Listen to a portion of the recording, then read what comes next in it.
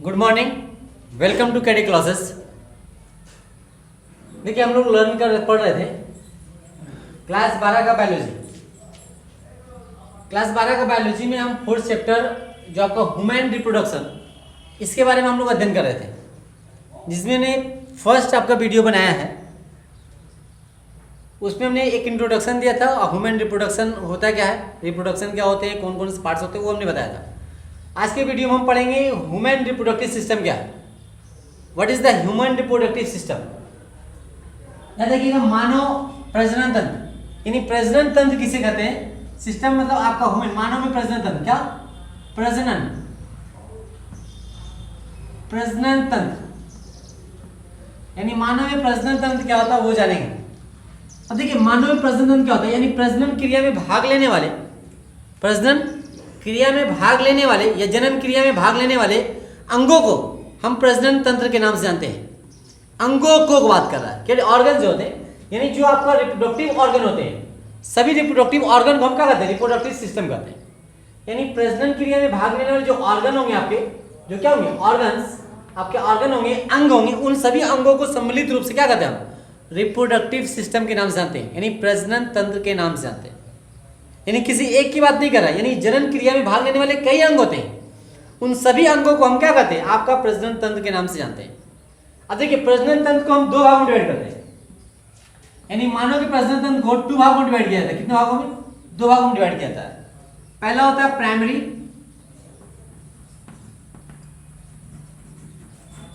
Primary, reproductive system, reproductive system. दूसरा होता है सेकेंडरी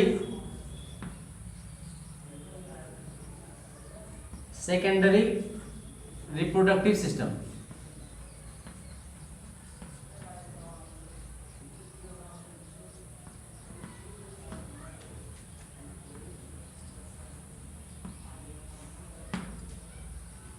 क्या होता है, मानव के प्रजनन तंत्र को हम 2 भागों में डिवाइड कर सकते हैं, प्राथमिक प्रजनन अंग और द्वितीयक प्रजनन अंग।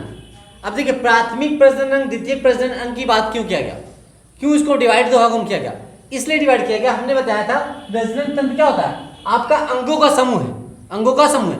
यानी प्रजनन क्रिया में एक मुख्य अंग होता है, बाकी सब उसके एसेसरी अंग होते हैं, सहायक अंग होते हैं, हेल्पिंग ऑर्गन होते हैं। अब देखिए प्रजनन के जो मुख्य अंग होते हैं उसी को हम क्या कहते हैं, प्राथमिक कहते हैं, क्या कहते हैं, प्राइमरी रिप्रोडक्टिव ऑर्गन कहते हैं, यानी प्राइमरी आपका रिप्रोडक्टिव सिस्टम कहते हैं। अब देखिए प्राथमिक प्रजनन अंग कौन से होंगे, द्वितीय प्रजनन अंग एंड प्राथमिक प्रजनन। यानी प्राथमिक प्रजनन अंग जिसे कहते हैं उसे हम गोनेड्स के नाम से जानते हैं। किस नाम से, गोनेड्स, याद रखिएगा, किस नाम से, गोनेड्स। यानी मानव में अगर ह्यूमन बीइंग्स की हम बात करें, किसकी बात करें, ह्यूमन, मानव में जो प्राथमिक प्रजनन अंग होता है, उस प्राथमिक प्रजनन अंग को हम क्या कहते हैं, गोनेड्स के नाम से जानते हैं।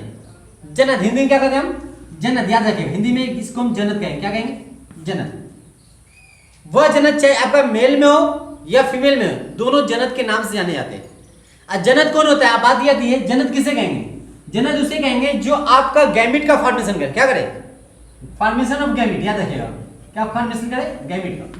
यानी जनन किसे कहेंगे, जो गैमिट बनाता हो, क्या बनाता हो, गैमिट, युग्मक का निर्माण करता हो, और युग्मक निर्माण करने वाले अंगों की हम क्या कहते हैं, गोनेड्स कहते हैं, क्या कहते हैं, गोनेड्स। यानी याद रखिएगा, मानव में जो प्रजनन, प्राथमिक प्रजनन अंग होते हैं या तंत्र होते हैं, उसे हम गोनेड्स के नाम से जानते हैं, जनन के नाम से जानते हैं। जनन को क्यों कहा जाता है, जनन किसे कहेंगे वो दिमाग में आपको होना चाहिए। जनन उसे कहेंगे जो आपका गैमिट का फॉर्मेशन करे, गैमिट का फॉर्मेशन करे। अब हम जानते हैं गैमिट जो होता है मेल भी बनाता है और फीमेल बनाता है, यानी मेल जो होगा, मेल भी गैमिट का फॉर्मेशन करेगा, और आपका जो फीमेल होगा, फीमेल भी क्या करेगा, गैमिट का फॉर्मेशन करेगा, दोनों युग्म बनाते हैं। बात ये आती है, मेल का जो युग्म बनाएगा उसे एक दूसरे अंग के नाम से जानते हैं, फीमेल में जो युग्म बनाएगा उसे हम दूसरे अंग के नाम से जानते हैं, लेकिन जो काम कर रहा है दोनों एक ही कर रहा है, गैमिट का फॉर्मेशन। और गैमिट का फॉर्मेशन करने वाले अंग को हम क्या कहते हैं, गोनेड्स के नाम से जानते हैं, क्या कहते हैं, it is the gonads, right.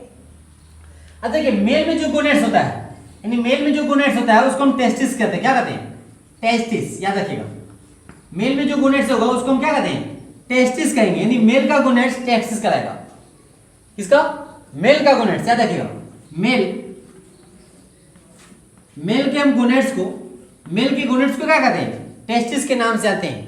विसर्ग के नाम से हिंदी में जाना जाता है, टेस्टिस, याद रखिएगा। और टेस्टिस में क्या होता है? आपका स्पर्म का फॉर्मेशन करेगा, यानी जो आपका युग्मक होगा क्या होगा? स्पर्म। क्या होगा? स्पर्म होगा। यानी आपके गैमेट्स को हम किस नाम जानते हैं? स्पर्म के नाम से जानते हैं, शुक्राणुओं के नाम से जानते हैं, याद रखिएगा।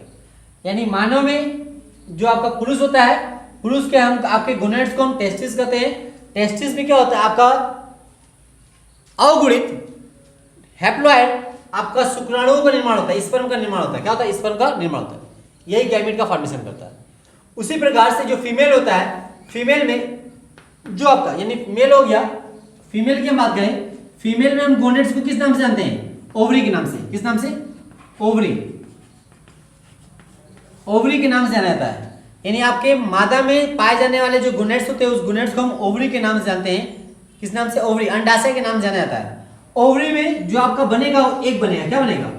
एक बनेगा। ये ओवा का फॉर्मेशन होता है। किसका फॉर्मेशन होता है? तो ओवा का, एक या ओवा। यानी अंडाणु का निर्माण होता है, या अंड का निर्माण होता है। यानी इसमें जो आपका गैमेट होगा, उस गैमेट को हम किस नाम से जानते हैं? एक के नाम से, या तो ओवा के नाम से जानते हैं, अंडाणु के नाम से जानते हैं, या अंड के नाम से जाना जाता है। किसमें? फीमेल। या देखिए, ये जो टेस्टिस होगा और ओवरी होगा, ये टेस्टिस ओवरी जो होता है आपका, मानव की हम बात करें, मानव ये पिट्यूटरी ग्लैंड्स होता है। कौन सा glands? Pituitary gland. Pituitary gland से एक हार्मोन का सिक्रेशन होता है, जिसे हम गोनेडोट्रोफिन हार्मोन के नाम से जानते हैं। कौन सा हार्मोन? याद रखिएगा, गोनेडोट्रोफिन।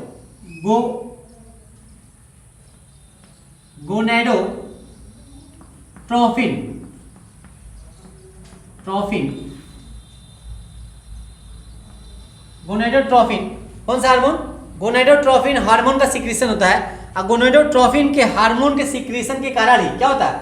आपका टेस्टिस ओवरी का डेवलपमेंट होगा, विकास होता है, ग्रोथ होता है। याद रखिएगा, कौन सा हार्मोन पूछा जाता है? यानी जब प्यूबर्टी समय आता है, यानी जब उसमें युवा अवस्था प्रारंभ होता है, यौनावस्था प्रारंभ होता है, यानी मेल या फीमेल किसी में बात करेंगे हम, तो उसके बॉडी में पिट्यूटरी ग्लैंड से, पीयूष ग्रंथि से एक आपका गोनेडोट्रोफिन एक हार्मोन का सिक्रेशन होगा।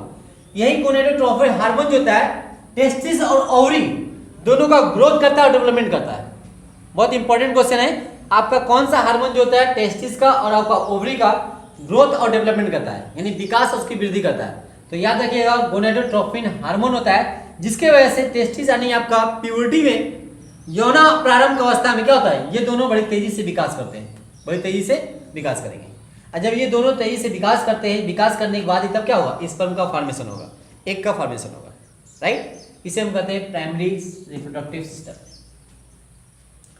यानी आपका रिप्रोडक्टिव, ह्यूमन रिप्रोडक्टिव सिस्टम को हम दो भाग में बांटते हैं, ह्यूमन रिप्रोडक्टिव ऑर्गन एंड आपका यानी primary reproductive organ and secondary reproductive organ. तो सिस्टम यहाँ नहीं लगाइएगा, क्योंकि दोनों मिला के सिस्टम होंगे। हम यूज कर सकते हैं यहाँ ऑर्गन कहेंगे। क्या कहेंगे? ऑर्गन्स। तो मिस्टेक हो गया यहाँ पर, याद रखिएगा क्या है? ऑर्गन्स है, क्योंकि दोनों ऑर्गन मिला के तभी क्या होगा? आपका सिस्टम कहलाएगा। क्या कहलाएगा? सिस्टम कहलाएगा। तो प्राथमिक जनन अंग ये हो गया, राइट, समझ आया? फिर देखिए, प्राथमिक जनन अंग किसे कहेंगे? प्राथमिक जनन अंग को हम जनन के नाम से जानते हैं। यानी नर और मादा दोनों में क्या होता है? आपके गोनेट्स कहलाते हैं।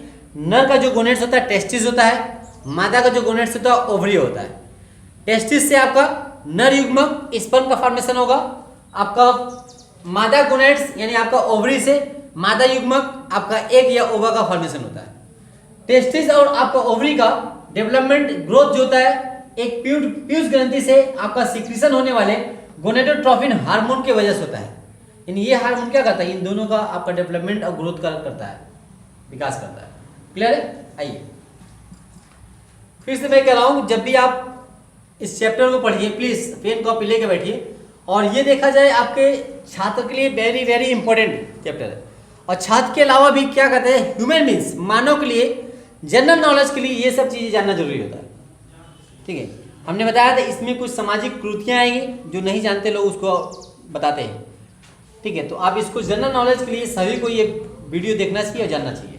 ओके, आइए नेक्स्ट चलते हैं हम। प्राइमरी सेक्स ऑर्गन हो गया, अब हम बात करेंगे सेकेंडरी सेक्स ऑर्गन की। सेकेंडरी सेक्स ऑर्गन क्या होता है? What is the secondary sex organ? देखिए, सेकेंडरी सेक्स ऑर्गन मतलब आपका ऐसा नहीं है कि ये जो प्राथमिक जनन अंग है, ये प्राथमिक जनन अंग की सहायता से सब कुछ आपका जनन क्रिया हो जाएगा। यानी जनन क्रिया करने के लिए कुछ ऐसे भी अंग होते हैं जो सहायक अंग कराते हैं, यानी अंग जनन क्रिया में मुख्य रूप से भाग तो नहीं लेते, लेकिन वो आपके जनन में बहुत जरूरी होते हैं, यानी उन अंगों के बगैर आपका जनन क्रिया नहीं हो सकती, कर सकते हैं आप, ठीक है। यानी एक सिंपली जो जनन प्रक्रिया होगी, जनन प्रक्रिया क्या होगा आपका, जैसे किसी खेत में पानी पहुंचाना हो, मोटर लगाएंगे, मोटर पानी उठा के देगा आपको, लेकिन मोटर के साथ साथ खेत में पानी पहुंचाने के लिए पाइप चाहिए ना जी, नट वाल्व चाहिए ना जी, ठीक है, कुछ और सामान चाहिए। तो जस्ट लाइक क्या होता है, आपका मोटर से पानी तो फेंकेगा, लेकिन पानी को मुख्य स्थान पे जाना चाहिए, वहां पहुंचाना चाहिए, पहुंचाने के लिए कुछ अंग चाहिए। तो उसी प्रकार से क्या होता है, आपका जनन क्रिया में जो मुख्य अंग होता है, उस मुख्य अंग के साथ साथ कुछ और सहायक अंग होते हैं जो जनन क्रिया को पूर्ण करते हैं, जनन क्रिया को पूर्ण करते हैं। तो उन्हीं को हम क्या कहते हैं, सेकेंडरी सेक्स ऑर्गन के नाम से जानते हैं, द्वितीयक जनन अंग के नाम से जाना जाता है, सेकेंडरी सेक्स ऑर्गन के नाम से जाना जाता है। तो द्वितीय सेक्स ऑर्गन कौन होते हैं, आपका जो मेल होगा, मेल में आपका मुख्य रूप से क्या होगा, टेस्टिस, याद रखिएगा, टेस्टिस ये क्या होता है, आपका प्राइमरी सेक्स ऑर्गन है, प्राइमरी सेक्स ऑर्गन कहेंगे हम, राइट।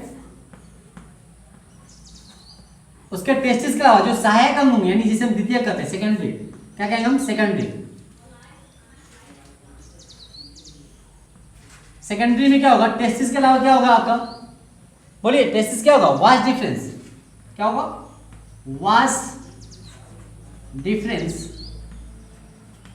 वास्ट डिफरेंस, ठीक है। शुक्र वाहिकाएं जिसे कहते हैं, क्या कहते हैं, शुक्र वाहिकाएं, ग्लैंड्स,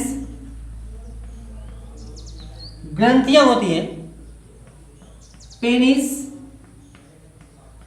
पेनिस होता है जिसे शिश्न के नाम से जानते हैं, यानी वास्ट डिफरेंस, वास्ट डिफरेंस में और भी पार्ट्स आएंगे, ठीक है, वास्ट जगह ये आपका, ठीक है, इपिडिडाइमिस आता है, और भी पार्ट्स आते हैं, लेकिन मुख्य रूप से बता रहे हैं, आपका वास्ट डिफरेंस शुक्रवाहिनियां चाहिए, ग्लैंड चाहिए, ग्रंथियां चाहिए, और आपका पेनिस होता है, ये मुख्य रूप से सहायक अंग कहलाती है, किसके, आपका मेल के सहायक अंग होते हैं, मेल के सहायक अंग होते हैं, और भी अंग होते हैं, लेकिन ये मुख्य रूप से 3 अंग देखिए। इसके अलावा और हम बात करेंगे, सॉरी फीमेल में हम बात करेंगे, फीमेल में सहायक अंग कौन कौन होगा, फीमेल में मुख्य पार्ट्स क्या हो जाएगा, ओवरी, क्या हो जाएगा, ओवरी मेन पार्ट्स होता है, ओवरी का बाद ओविडक्ट आएगा, क्या आएगा, ओविडक्ट्स, राइट, ओविडक्ट्स हो जाएंगे। यूट्रस होता है, ठीक है, यूट्रस के बाद वेजाइना होता है, क्या होगा, वेजाइना, वेजाइना होता है, राइट। मेमरी ग्लैंड्स होते हैं, मेमरी ग्लैंड्स,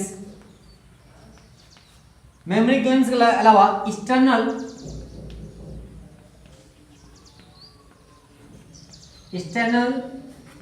जेनेटेलिया, ये होता है, यानी आपका फीमेल में ओवरी तो मुख्य आपका अंग हो गया, प्राइमरी सेक्स ऑर्गन हो गया, उसके सेकेंडरी सेक्स ऑर्गन क्या आएगा, ओविडक्ट्स आएगा, यानी अंडवाहिकाएं, अंडू को ले जाने वाली वाहिकाएं, ये क्या करती है, अंडू को ले जाने वाली वाहिकाएं। उसके बाद क्या हुआ, यूट्रस, गर्भाशय जिसे कहते हैं, यानी जहां पर बच्चे जो पलते हैं 9 महीने तक, उसे यूट्रस कहते हैं, गर्भाशय कहते हैं। वेजाइना क्या है, vagina, this is a copulation organ, मैथुन अंग, वेजाइना, मेमरी ग्लैंड्स, स्तन ग्रंथियां, ठीक है, पोषण कराने के लिए, फ्योटस को पोषण कराने के लिए, यानी बच्चे के बेबी को पोषण के लिए क्या होता है, आपका मेमरी ग्लैंड्स होते हैं। एंड एक्सटर्नल जेनेटेरिया, ठीक है, आपकी एक्सटर्नल जेनेटेरिया होती है, यानी आपके कुछ और भी पार्ट्स होते हैं जिसको हम एक्सटर्नल जेनेटेरिया के नाम से जानते हैं, राइट, जिससे आपका वाल्व के नाम से और भी पार्ट्स होते हैं जो बताएंगे, वो चीजें क्या होते हैं, सहायक अंग कहलाते हैं, क्या कहलाएंगे, सहायक अंग कहलाएंगे।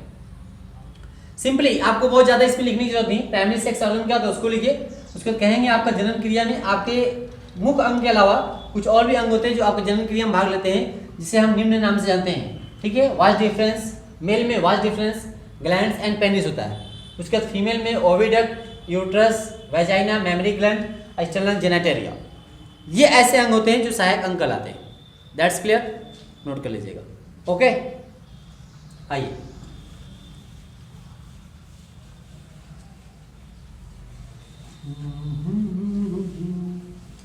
वेरी इंपॉर्टेंट है, इंटरेस्टिंग है, आपके बारे में, अपने बारे में जानने के लिए ये चैप्टर पढ़िए, देखिए वीडियो को, जानकारी भी मिलेगी, इंटरेस्ट भी लगेगा। आइए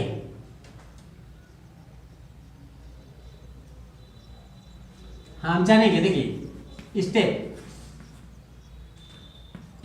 ऑफ रिप्रोडक्शन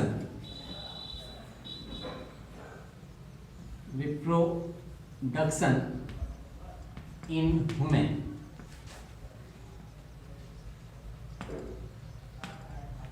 यानी steps of reproduction in human, यानी प्रजनन में, यानी मानव के प्रजनन में कौन कौन से स्टेप्स होते हैं, चरण होते हैं, उसको हम जानेंगे। यानी प्रजनन क्रिया में कुछ चरण होगा, ऐसा नहीं कि प्रजनन एक बार स्टार्ट हो जाएगा। तो प्रजनन क्रिया स्टेप बाय स्टेप होता है, यानी first step, second step, third step होता है ना जी। यानी कोई चीज़ ऐसा नहीं कि बना आपका तुरंत बन गया, ऐसा नहीं होता। इसमें कई स्टेप में बांटे गए हैं। मानव में जो प्रजनन होगा वो प्रजनन को कई चरणों में बांटा गया, यानी जब तक चरण पूरे नहीं होंगे तब तक एक बेबी का जन्म नहीं होगा। तो वह चरण कौन कौन से होता है वो देखेंगे हम। पहला स्टेप्स क्या होता है, याद रखिएगा, गैमेटोजेनेसिस। क्या होगा? गैमेटोजेनेसिस। गैमेटोजेनेसिस, सॉरी जेनेसिस होगा। गैमेटोजेनेसिस क्या होगा? पहला स्टेप गैमेटोजेनेसिस होता है, याद रखिएगा। दूसरा स्टेप क्या होगा आपका? आइए बात करते हैं पहले गैमेटोजेनेसिस क्या होता है।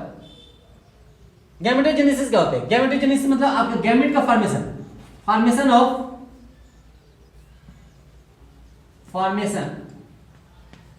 Of gamete. क्या होगा? यानी गैमेट का फॉर्मेशन ऑफ गैमेटोजेनेसिस कहलाता है। युग्मक बनने की क्रिया को हम गैमेटोजेनेसिस कहते हैं। युग्मक बनता है कैसे? दो तरह से, मेल में अलग युग्मक बनता है, फीमेल में अलग। जो मेल में युग्मक बनेगा उसको हम स्पर्मेटोजेनेसिस कहेंगे। क्या कहेंगे? स्पर्मेटोजेनेसिस। किसमें? मेल में बनने वाले युग्मक को हम किसमें बात कर रहे हैं? ये मेल की बात कर रहा है। किसकी बात कर रहा है? मेल की। यानी मेल में बनने वाले आपके युग्मक को हम क्या कहते हैं? स्पर्मेटोजेनेसिस। यानी शुक्राणु निर्माण होने की प्रक्रिया स्पर्मेटोजेनेसिस कहलाता है। दूसरा क्या होगा? आपका मादा में भी युग्मक बनेगा तो oogenesis कहलाएगा। क्या कहलाएगा? oogenesis कहलाएगा। क्या कहलाएगा? oogenesis। यानी किसमें होगा? ये फीमेल में। यानी फीमेल में बनने वाले युग्मक की क्रिया को हम oogenesis के नाम से जानते हैं। यानी इसमें स्पर्म बनाएगा, इसमें आपका क्या बनाएगा? एग बनाएगा। तो दोनों युग्मक फॉर्मेशन, यानी सबसे पहले युग्मक फॉर्मेशन होना जरूरी होता है। किसका? युग्मक फॉर्मेशन होना जरूरी होता है। जब युग्मक फॉर्मेशन होगा, युग्मक फॉर्मेशन कब आता है? प्यूबर्टी समय में। कब आएगा? प्यूबर्टी यानी एडोलेसेंस, यानी उसके यौन प्रारंभ। जब यौन प्रारंभ होता है, प्यूबर्टी जब आती है, तभी आपका क्या होता है? क्या होगा? प्यूबर्टी, PUBERTY, प्यूबर्टी जिसे कहते हैं, यौन प्रारंभ। ठीक है, यौवन यानी जो यौवन होता है, जब यौवन का प्रारंभ होगा, अर्थात एक एज आएगा। ऐसा नहीं कि उसकी शुरुआती अवस्था, यानी जो बेबी होगा, बॉयज होंगे गर्ल होंगे, शुरुआती अवस्था में उसकी बॉडी में स्पर्म और ओवा बनना लगेगा, ऐसा कभी नहीं होता। एक एज होती है, उस एज में क्या होता है? आपके आके स्पर्म का फॉर्मेशन होगा। एक एज होगा, उस आके एज में क्या होगा? आपका एग का फॉर्मेशन होगा। तो जो एज होता है उसमें क्या रहता है? आपका यौवन अवस्था, यौन आरंभ, प्यूबर्टी, एडोलेसेंस के नाम से जानते हैं। हमने बताया जिससे पहले कौन सा एज में? महिला में, यानी फीमेल में क्या होगा? 10 to 12 या 10 to 11 जो भी होगा, 10 to 11 या 10 to 12, 10 साल की अवस्था में। मेल में क्या होगा? आपका 14 से 16 साल के बीच में। यानी इस साल में क्या होगा? स्पर्म बनेगी, इसमें क्या होगा? आपका एग बनेगा। इस अवस्था में आपका एग का फॉर्मेशन होगा, स्पर्म गैमेट का फॉर्मेशन होगा। इस अवस्था में आने के बाद और एक चीज याद रखिएगा, जो मेल में स्पर्म बनते हैं वो मेल में इस अवस्था में स्पर्म शुरुआत होती है और लाइफ टाइम तक, यानी जब तक मेल जीवित रहता है तब तक स्पर्म का फॉर्मेशन होता रहता है। यानी वो 60 साल जिए, 70 साल जिए, 75 साल जिए, उसके बॉडी में आपका स्पर्म बनने की प्रक्रिया चालू रहती है। नहीं कह सकते लाइफ टाइम तक स्पर्म बनने की प्रक्रिया होती है, नाउ स्टार्टिंग के बाद से। लेकिन एक चीज होती है, फीमेल में थोड़ा सा एक डिफिकल्ट है। फीमेल में क्या होगा? इस साल में क्या होगा? आपका एक तो बनना स्टार्ट हो जाएगा, लेकिन लगभग 45 से 50, एक नियर अबाउट माना गया 45, या किसी एनसीईआरटी बुक में 48 to 50 भी दिया है। तो 45 से 50 यानी 45 साल माना जाता है, एक लिमिट एज है। उस कंडीशन में आने के बाद क्या होता है? 45 से 50 के बीच में आने के बाद मादा में एक बनने की प्रक्रिया रुक जाती है, एक बनने की प्रक्रिया खत्म हो जाती है। क्यों? क्योंकि मैच्योरेशन जो साइकिल होता है, एमसी जिसे कहते हैं, एमसी इसमें स्टार्ट होगा और इस कंडीशन में आने के बाद एमसी बंद हो जाता है, एमसी बंद हो जाते हैं, मैच्योरेशन साइकिल बंद हो जाती है, यानी मासिक चक्र जिसे कहते हैं। आपका यहाँ शुरुआत होगा, तो जब शुरुआत हो रहा है तो उसकी क्या हो? यौन प्रारंभ हो गया, यौवन प्रारंभ हो गया, यौवन जब प्रारंभ हो रहा है क्या होगा, आपको उसकी लिमिट होगी, उस कंडीशन में क्या होगा, उसके यौवन यानी आपके जो मासिक चक्र होगा इस कंडीशन में आके बंद हो जाएगा। तो देखा जाए ये क्या होता है, आपका माँ नहीं बन सकती आफ्टर 50 ईयर्स, 50 साल के बाद एक महिला माँ नहीं बन पाती, लेकिन पुरुष क्या होता है जब तक लाइफ टाइम में तब तक पिता बनने की संभावना रहता है। लेकिन ऐसे कंडीशन देखे गए, कभी कभी रेयर केसेस में होता है कि लोग 80 साल में भी महिला एक माँ बनी, लेकिन ये रेयर केस है, अपवाद जिसे कहेंगे, बाकी ये अपवाद नहीं होता। राइट, क्लियर है? डस्टर कहाँ रखा है यहाँ। आइए ये गैमेटोजेनेसिस समझ में आया, पहला स्टेप। देखिए गैमेटोजेनेसिस जब प्रक्रिया पूरी हो जाती है, दूसरा प्रक्रिया होगी क्वाइटस। क्या होता है क्वाइटस? क्या होता है? दूसरी प्रक्रिया होती है क्वाइटस, यानी जब युग्मक फॉर्मेशन हो जाता है तो दूसरी प्रक्रिया स्टार्ट होगी क्वाइटस, जिसे एक दूसरे नाम से जानते हैं हम कॉपुलेशन। किस नाम से हम? कॉपुलेशन। हिंदी में कहते हैं मैथुन क्रिया। मैथुन क्रिया यानी ऐसा नहीं कि स्पर्म बन के काम हो गया, स्पर्म बनने के बाद मेल स्पर्म और मादा स्पर्म एक दूसरे पास में आएंगे ना जी, जबकि हम जानते हैं क्या होता है, मानव यूनिसेक्सुअल होता है। मानव की बॉडी आपका मेल अलग होगा और फीमेल अलग होगा। अब बताइए जब मेल का जो स्पर्म बना है वह स्पर्म मादा के आपके अंग में पहुंचना चाहिए, तो मादा के अंग में जब पहुंचेगा कब? जब उसके बॉडी यानी उन दोनों के बीच में क्या होता है, मेल और फीमेल के बीच में क्या होगा, आपका क्वाइटस की क्रिया होगी, मैथुन क्रिया होती है। मैथुन क्रिया क्या है? Male sex organ female sex organ यानी एसेसरी ऑर्गन की बात कर रहे हैं, ठीक है। एसेसरी ऑर्गन एक दूसरे को संपर्क में आना, मिलने की क्रिया को हम क्या कहते हैं? क्वाइटस कहते हैं, कॉपुलेशन कहते हैं। यानी पेनिस और वेजाइना का एक दूसरे में क्या होता है, समागम क्रिया, एक दूसरे मिलने की क्रिया, ठीक है। पहुंचने की क्रिया, मिलने की क्रिया क्या कहलाएगा? क्वाइटस कहलाता है, कॉपुलेशन कहलाता है। कॉपुलेशन जरूरी क्यों है? कॉपुलेशन इसलिए जरूरी है क्योंकि आपका यहां पर विसर्जन हुआ किसका? स्पर्म का। इमेंशन होता है, क्या होता है? इमेंशन होगा, क्या होगा? इमेंशन की प्रक्रिया होती है, अर्थात विसर्जन क्रिया होगी। विसर्जन किसका होगा? स्पर्म का। यानी कॉपुलेशन क्या होगा? नर आपके और मादा दोनों आपके सेक्सुअली यानी जिसे हम इंटरकोर्स करते हैं, क्या कहते हैं? इंटरकोर्स क्रिया करते हैं, उसी इंटरकोर्स क्रिया को हम क्या कहते हैं? क्वाइटस कहते हैं। क्या कहते हैं? क्वाइटस। कॉपुलेशन कहलाता है, मैथुन क्रिया। यानी आपका मेल का सेकेंडरी सेक्स ऑर्गन जिसे पेनिस कहते हैं और फीमेल का सेकेंडरी सेक्स वाइजाना एक दूसरे के संपर्क में आते हैं, इसी क्रिया को मैथुन कहते हैं। तो मैथुन क्रिया जरूरी क्यों है? आपका विसर्जन के लिए। किसके विसर्जन के लिए? स्पर्म के विसर्जन के लिए। किसके? स्पर्म के विसर्जन के लिए। यानी स्पर्म जो होता है मादा के वेजाइना में छोड़ दिया जाता है, तो मादा के वेजाइना में छोड़ देने की क्रिया क्या कराएगा? इमेशन कहलाएगा। क्या कराएगा? इमेशन, विसर्जन होता है। और विसर्जन कब होगा? जब उसके बॉडी में क्वाइटस क्रिया होगी, कॉपुलेशन होगा। राइट, समझ आया? थर्ड स्टेप क्या होगा? थर्ड स्टेप होगा फर्टिलाइजेशन। क्या होगा? फर्टिलाइजेशन। क्या होगा? फर्टिलाइजेशन। यानी आपका प्रजनन की तीसरा स्टेप क्या होना चाहिए? फर्टिलाइजेशन। अब देखिए फर्टिलाइजेशन किसे कहेंगे? बताया गया स्पर्म प्लस ओवा, यही ना जी। यानी आपका fusion male gamete and female gamete known as a fertilisation. Fusion male and female gamete known as a fertilisation. यानी आपका मेल युग्मक को, मेल गैमेट को और फीमेल गैमेट आपस में मिलने की क्रिया क्या कहलाएगा? फर्टिलाइजेशन कहलाएगा। तो फर्टिलाइजेशन होना जरूरी है। कहाँ होता है? बॉडी के अंदर होता है, बॉडी के अंदर होता है। राइट, किसके बॉडी के अंदर? फीमेल के बॉडी के अंदर होता है। तो ये फर्टिलाइजेशन क्रिया होती है। अब देखिए फर्टिलाइजेशन क्रिया जब हो जाती है क्या हो जाएगा? आपका फर्टिलाइजेशन होगा तो निर्माण क्या होगा? जाइगोट। क्या निर्माण होगा? जाइगोट का फॉर्मेशन होगा। किसका फॉर्मेशन? जाइगोट। जानते हैं ना जी। और जब जाइगोट का फॉर्मेशन होगा तो नेक्स्ट स्टेप आ जाएगा आपका क्या होगा? Zygote, development of zygote. यानी हम कह सकते हैं डेवलपमेंट ऑफ एम्ब्रियो कहेंगे। Development of embryo, development of embryo यानी भ्रूण का विकास। क्या हुआ? फर्टिलाइजेशन हुआ, जाइगोट का फॉर्मेशन हुआ। जाइगोट का फॉर्मेशन होगा क्या होगा? आपका भ्रूण बनेगा, एम्ब्रियो बनेगा और एम्ब्रियो डेवलपमेंट करेगा, तो डेवलपमेंट ऑफ एम्ब्रियो होगा। इसमें और भी प्रक्रियाएं होती हैं, जैसे क्या होगा? जाइगोट बनने के बाद भ्रूण स्टार्ट जब बनना शुरू होता है तो भ्रूण स्टार्ट बनने के बाद क्या होता है? उसकी कई आपके प्रक्रियाओं के बाद, चक्र के बाद क्या होता है? उसका भ्रूण का रोपण होता है। रोपण कहाँ होगा? यूट्रस में। यानी गर्भाशय में क्या होता है? भ्रूण जाके आपका स्थिर हो जाएगा, तो उसे कहते हैं रोपण। क्या कहते हैं? इम्प्लांटेशन। तो ये रोपण क्रिया होगी। तो रोपण क्रिया आपको मैंने यहाँ नहीं लिखा है, डायरेक्टली दिखा दिया हमने। डेवलपमेंट ऑफ एम्ब्रियो, एम्ब्रियो का विकास होगा, एम्ब्रियो का विकास। और हम जानते हैं एम्ब्रियो का विकास कितना दिन होता है?